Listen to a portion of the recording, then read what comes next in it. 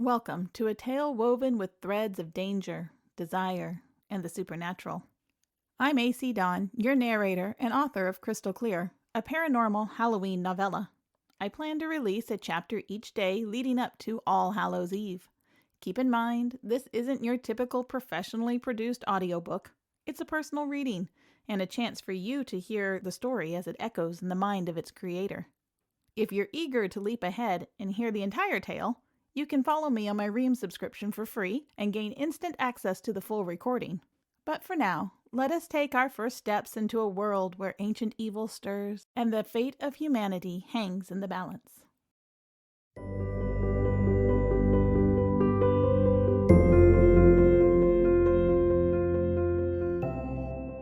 Chapter 6. I vowed to never create another vampire. Jason's mouth hovered a breath away from mine. Despite all my flailing around, he hadn't moved an inch. My panic-soaked mind tried to make sense of things. If you are not going to make me into a vampire, what are you doing? Have these things changed so much in a century? I thought it was obvious what I was doing. He skimmed his lips over mine, and all my panic burned away in a flash of desire. Jason's kiss quickly went from a tentative exploration to a hungry, almost desperate need. He loosened his hold around my wrists, and I jerked my hands free. But instead of pushing him away, my arms wrapped around his neck and pulled him closer. Jason groaned and moved to kiss my neck. "Relax, dear one." He traced the shell of my ear with the tip of his tongue. My stomach flipped at the sensation. He whispered with soothing tones, "Stop fighting. Stop thinking. Just float in the moment." Great goddess! He was a vampire. A most utterly delicious and alluring vampire. My instincts warred with the aching need throbbing within me. I should be fighting, but all I wanted was more of him. With an urgency that had nothing to do with the impending catastrophe, I pressed my body against his, abandoning myself to him. Jason sucked in a sharp inhale at the contact. He murmured things in a language I had never heard as he kissed his way back to my mouth. I laced my fingers through his hair and teased his lips with my tongue. A low, rumbling moan rolled through his chest, and he opened his mouth, answering my kiss. As my mind drifted in a haze of pleasure, the gossamer curtain skittered through my thoughts. I concentrated on it as Jason cupped my breasts. I shivered, caught between the cold stone of the tomb and the icy, hard body of the vampire. I stared at the curtain as his clever mouth teased the sensitive flesh of my neck and shoulder. The curtain fluttered. My attention snapped to it as Jason's hands tightened on my breast, sending a jolt of pleasure through me, and he let out another low groan. Excitement flooded me. I was so close. I reached out, trying desperately to see around the edges of the flowy fabric. It resisted my pull like it was caught on something. I tugged harder as Jason's teeth grazed my neck. I jerked in his hold, my back arching against him as my body responded. In my mind, I yanked as hard as I could on my imaginary curtain as he claimed my mouth in a frantic kiss. His hand still teased my breast, and the other cupped my face. Oh, goddess, what a sweet torture! I burned against his freezing onslaught. Waves of pleasure rolled as he touched me, fueling the disconnect between my brain and body. My mental curtain twitched and parted, giving me the barest glimpse of bright light and a white, sterile room. Surprised, I gasped and strained to see more. His hands were everywhere, exploring my body. I pulsed with desire, wanting, needing more of him. I tightened my fist in his hair, pulling his mouth to me. I had to see more of the room. Longing and desperation made a heady mix as my kiss stole the coldness from his lips. The room flickered, like it had a bad connection. Jason's tongue teased against my lips. I opened my mouth to him and gasped when his fangs grazed my lips. With a growl that sent a shiver of fear through me, Jason tore himself away from me, disappearing into the darkness. Off balance and disoriented, I staggered forward in the dark, stumbling into a set of stairs. I pitched forward, and my knees cracked against the stone. Throwing my hands up, I caught myself before face-planting into the unforgiving marble. "Forgive me, Adelaide." The disembodied voice came from the darkness. I scrambled around to face the sound. Utter stillness echoed after his words. "What's wrong?" My heart thundered as my head spun. I fought for equilibrium in the darkness, squinting to see any sign of him. "I thought perhaps your second sight would clear if your worldly senses were—" He paused as if searching for the right word. "Occupied elsewhere." His voice was all sharp edges and anger. "I am afraid I got carried away. You must—" "Oh, that! Don't worry about it. It was no big deal," I interrupted him, too excited to let him finish. "No big deal. I'm glad I made such a lasting impression. We don't have time for vampire egos right now. I saw a room. It was white and full of light, and it wasn't from the past. I know it wasn't. It didn't feel like that." My words rushed out, tumbling over each other. As I described the room, I became more sure that what I saw truly belonged to the future. The past played in my mind like a movie. It had a sense of familiarity about it, but my vision of the room had been full of potential and unknown. I'd done it. I'd actually seen into the future. A smile pulled at my lips as pride and excitement bloomed within me. "Is that all?" Jason demanded, suddenly next to me on the stairs. I jumped at his unexpected nearness, and my butt slipped down to the next stair. My teeth clacked together with a jolting force, and pain shot up through my back. Jason's hand closed on my upper arm and hauled me back up next to him, tucking me in close to his side. "Ouch! Goddess, I'm going to be bent like a question mark at this rate," I grumbled, as my excitement deflated. "What else did you see in the room?" Jason demanded, and massaged my lower back with the heel of his hand. "Well, that's it. I tried to see more, but—" I trailed off and didn't say, but I got lost in lust like a horny teenager. Gripping the edge of the smooth stone stair, I focused on its shape and texture. I ran my fingertip over the blunt edge, seeking my center and struggling to banish the vestiges of foggy desire and unfulfilled need. It's more than I've been able to see before. I hated the defensiveness in my voice, but judgment hung heavy in his silence. Jason huffed out a sigh of frustration and moved away, leaving me with a sense of loss. He pulled open the crypt door a few inches. Moonlight streamed in, deepening the shadows. It glinted off his hair and highlighted the angles of his face as he peered out through the opening. "Well, I don't think we should try that particular tactic again." He turned to face me, standing in the sliver of moonlight. It cast an ethereal glow around him. His beauty stole my breath. He could have been a fallen angel. "We should focus on this room you saw." He moved away into the shadows. "Right." I pulled my mind back to the here and now. There was a vampire uprising to suppress. I could ogle the Vampire King some other time. I rolled my shoulders, trying to relax. "Come on, Addie, you can do this," I muttered under my breath and closed my eyes, bringing the room back to mind. Stark, white. It was super bright, like all the details were washed out. It was sterile and cold. As I described it, the veil reappeared. It fluttered, teasing me with the barest glimpse of the blinding white light beyond. Jason sat down beside me and slipped his arm around my shoulders. I leaned into him, holding my breath as I reached for the curtain. Moving slowly, like I was sneaking up on it, I drew the curtain back with the gentlest of touches.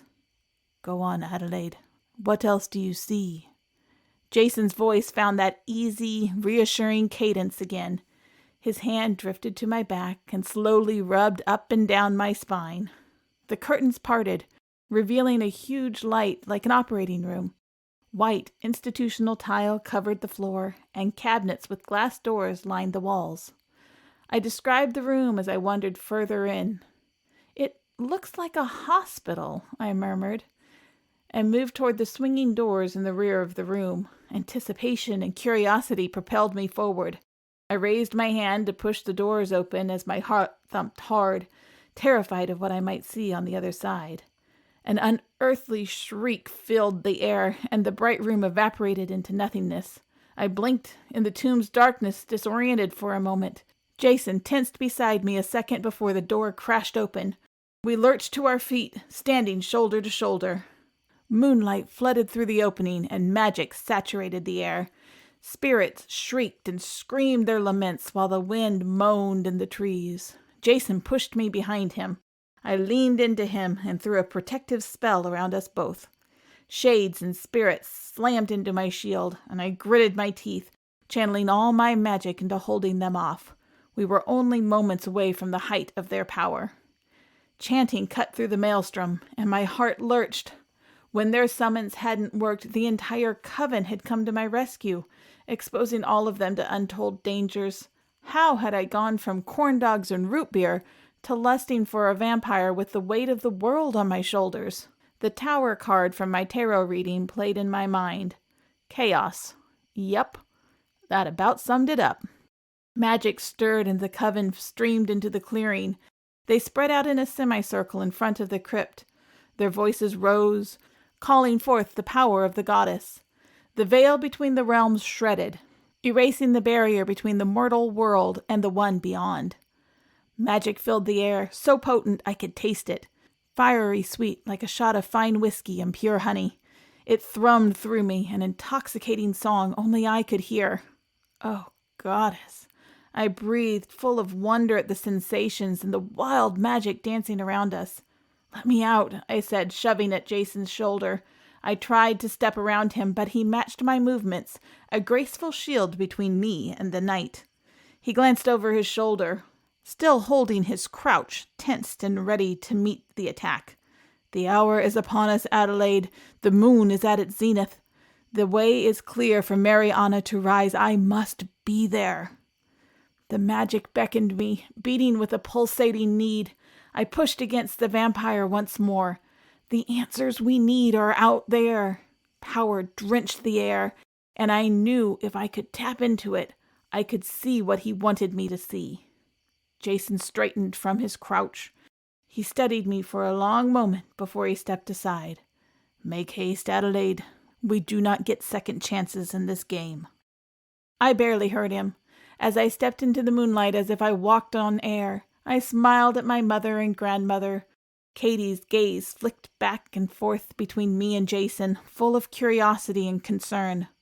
I raised my voice and joined my sister's chant. The power of the goddess surrounded me, and I opened my heart to it. Wind and magic churned. I lifted my face to the moonlight as the coven filed into a protective circle around me. They joined hands and added their power to mine. Like a lover's touch, silky traces of magic slid over my cheeks, eyes, and lips. Purpose and joy filled me, and I felt like I could pull the moon from the sky. Pure magic, raw and wild, swept my thoughts away. It poured through me until I couldn't tell where I ended and it began. The ghosts and spirits flocked to me in a frenzy. I held up a hand, and they stopped short of swarming me. "Spirits of the beyond, rise and dance with the glory of the goddess," I commanded the host. They shrieked their excitement and rose into the air, darting through the moonlight. My head spun with the power rolling through me.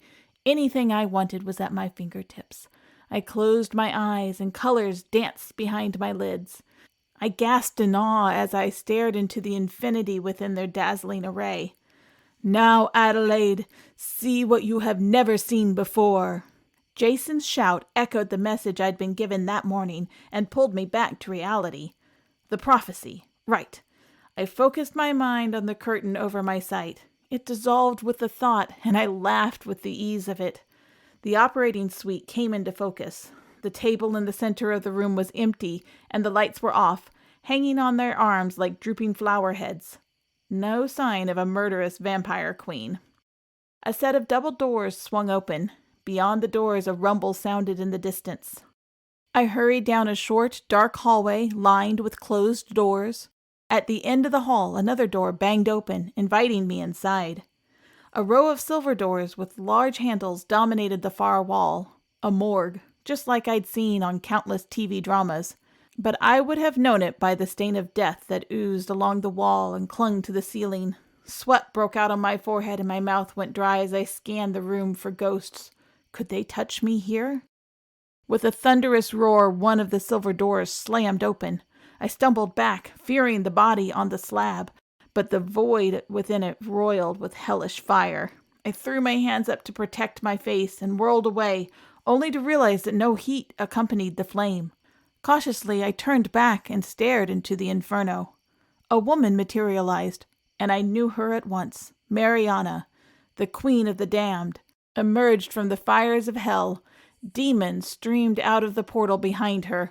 Misshapen and massive, they screamed with triumph as they clustered around Mariana. In the distance, my mother's voice called, "Adelaide, come back to us! You've gone too far! Come back, Addie!" I turned away from Mariana and her demons. My mom's voice held a frantic tone. I frowned and tried to pull a deep breath to call to her, to reassure her. I couldn't. As if someone had their hand clamped over my face, I struggled to pull in air. Panic seized me and I thrashed, trying to free myself from whatever held me. The coven's chant rose with an unmistakable desperation, and the curtains slammed down over my sight. The morgue disappeared, replaced by ghosts, spirits, and things I couldn't name. They clung to me with a viciousness that filled me with mind-numbing terror. There were no requests to courier a message or help a loved one. They wanted to consume me and my magic. I couldn't breathe. I couldn't move. Something slid over my skin, winding around me, choking me. It squeezed like it was trying to wring the last drop of water from a sponge. I groaned and twisted, trying to find any wiggle room, but the vice didn't give an inch. Desperately, I summoned the magic that had flowed so eagerly a moment before. It slipped away, just beyond my reach, as darkness closed around my mind. Roaring like crashing waves of a storm-tossed sea filled my ears as my world went black. Thanks so much for listening. As the shadows grow longer and Halloween draws closer, we will continue to unravel this tale of danger and desire. If you can't wait for tomorrow's chapter, you can follow me on my Ream subscription for free and unlock the full story right now. But if you prefer the suspense of waiting, join me again tomorrow for the next chapter. Until then, remember, the fate of humanity and a single heart hangs in the balance. Tomorrow, we venture further into the darkness.